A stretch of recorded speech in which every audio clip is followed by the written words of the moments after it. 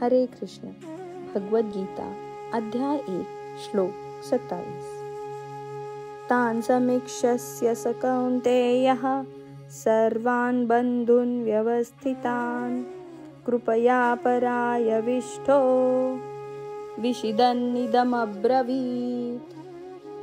तान् त्या सर्वांना समीक्ष पाहून सह तो कौंतेय कुंतीपुत्र अर्जुन सर्व प्रकारच्या बंधून नातेवाईकांना अवस्थितान उभे असलेल्या कृपया करुणेने परया अत्यंत आविष्ठा व्याकुळ झालेल्या विषिदन शोकाकुल झाला असताना इदम याप्रमाणे अब्रवीत म्हणाला.